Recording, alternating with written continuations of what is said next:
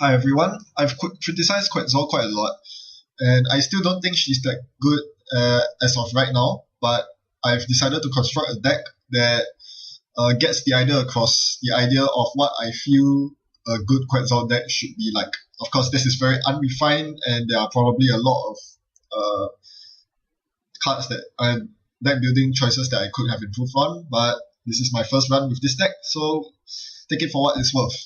It's, in my opinion, a tier 2 or tier 3 deck, and I'm going against a tier 2, tier 3 deck as well. It's a HP deck, but as you soon find out, this is a very interesting HP deck. On the Dirty Laundry on the R&D, I pull out a mandatory upgrade, so this tells me a lot about his deck. He wants to score that 6-pointer, so he must have some sort of way to do so. Whether is it through Mushin no Shin, which I have incidentally been testing out myself, Mushin no Shin with mandatory upgrades in HP. I was expecting that from him, given it was very coincidental, since he also watches my channel. But he threw this deck out before I publish any of my Mushin no Shin mandatory upgrades to the Go Imaging deck. So very, very coincidental. But we'll see how it goes. And I should also be expecting some of the HP traps, because that's another good way to masquerade your mandatory upgrades. Alright, so of course he protects R&D, because otherwise he will hemorrhage lots of agendas from it. If you notice my opening hand, there are lots of power cards in there. Diesel and Legwork. These give you a very, very explosive start, which is exactly what I think Quetzal should do. Abuse the early game with as many credits and punishing run events as you can to make the fullest of your ability. So what I do here is to search an imp, and I hit R&D, and as I expected, it was the next silver. I will completely wreck R&D, and I trash another copy of next silver, I believe, with imp. So that was a very, very ideal turn for me. I deny him of a second barrier so that he cannot stack barriers against me, and I find myself a clear path through R&D.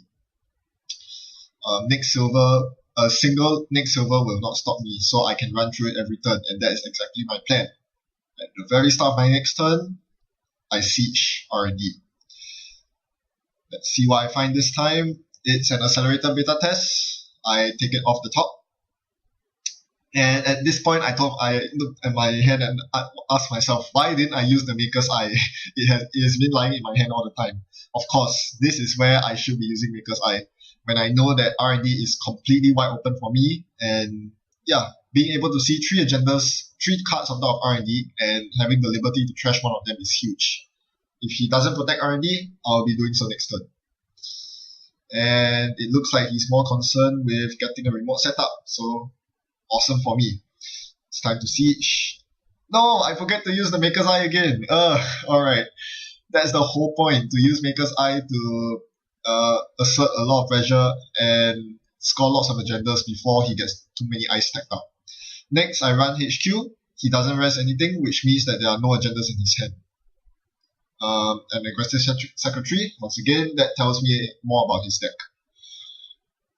Alright, since he refuses to rest HQ eyes, I can't really afford to throw a legwork. But this removes the possibility of there being any next eyes on HQ. Notice that he's pretty rich on credits. If there were any next eyes on HQ, he would have rest them already. Alright, so he didn't do anything about R&D, and I'll punish him appropriately with Maker's Eye, which I finally remembered to use. I trash an Ichi one because 4 strength eyes are not nice for me to deal with.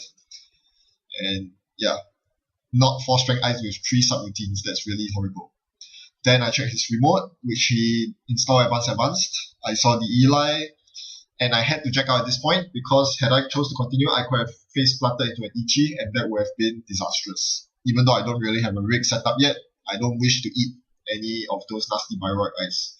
Now he finally seals R&D up, but it's too late. With the awesome start that I had, the Maker's Eye, the Imp to mill all his important eyes out, I'm now at 6 points, and he's nowhere near victory. So I run R&D, and sure enough, I see the Victor, which I accessed as part of my Maker side just now. I did trash the Victor because I knew I could counter it with David. I see a next bronze, and I believe I trashed that because that will only enable next silver, which is not what I want to do. More importantly, next bronze is terrible for me because I cannot break through it with Quetzal's ability. So that must go. It's a hard end run that I have no answer to as of yet, aside from the Parasite. I'm saving the Parasite in my hand for the next silver in case he somehow manages to find another piece of next ice. But as I'm milling them from his R&D completely, I don't think that will happen. Yep. And notice that this deck is pretty flush on credits as well. Credits are very important in end-up, and since I'm using 0 influence on gaining credits, I need all the infection and neutral resources that I can get. Now, he did have a next ice over HQ. He was saving that to stop me from any of those devastating run events such as legwork, and he did it right here. He made me waste my legwork. So I decided to challenge that remote again this time. I ran on to click 2, so Bioroid should be fine, but he didn't rest the inner piece of ice. So that tipped me off to that being a trap, an ambush, something that I shouldn't run. And he has been on the table for quite long, even though he has so many credits. So I have good reason to believe that it was a trap. I jacked out, and I threw the Parasite onto the next silver.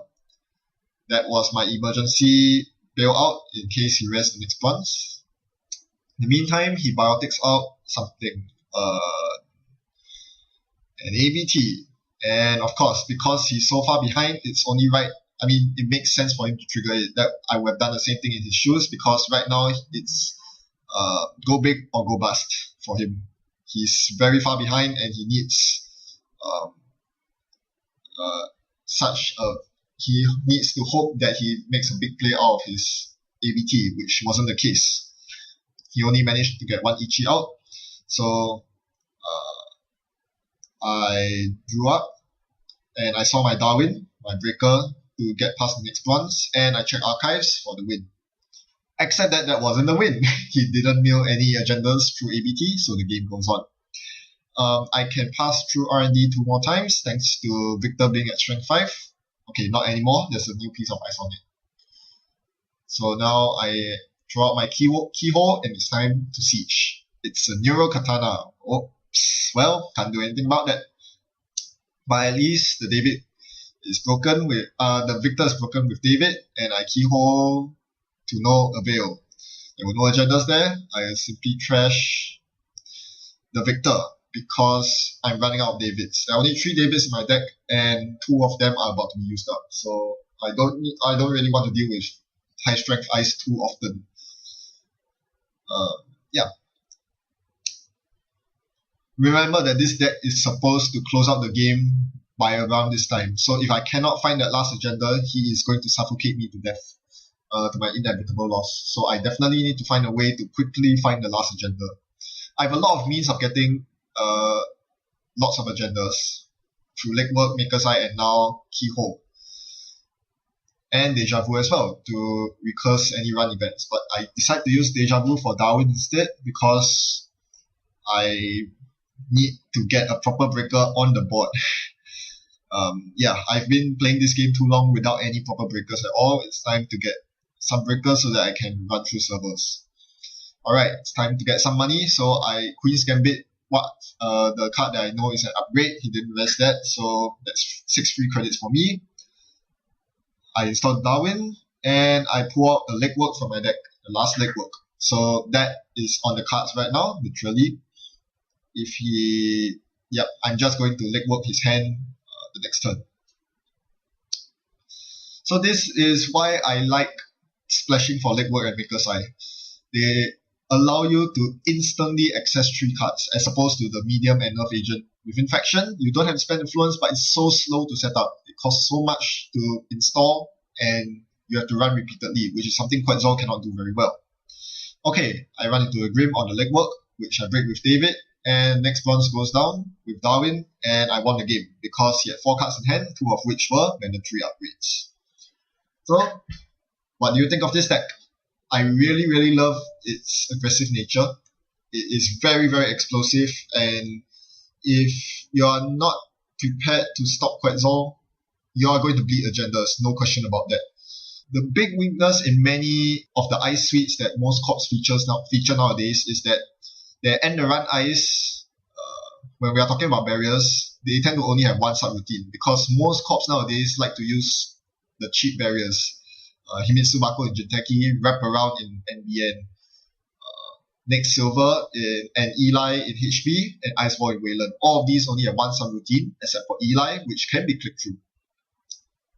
And even if you use the neutral barriers, while static and bastion, they are also end the run, single subroutine end the runs. So all of these are completely porous to Quetzal. So as long as I can make one run every turn on your weak server, I can easily exploit that with my legwork and or Maker's Eye for great effect. I feel that as of now, spending influence on legwork and Maker's Eye is the only way you are going to get such an explosive head start over the corp. The rest of my influence goes to diesels and express deliveries to ensure that I draw these cards with consistency. So that's my deck in a nutshell, and you realize that because I make all my big runs early on, there is not really too much need to set up a proper breaker suite. In fact, ideally games should go like this: winning without needing to install an icebreaker for almost the entire game. Have you been experimenting with Quetzal yourself? Share your experience with me in the comment section below. Till then, thanks for watching and happy net running. See you around!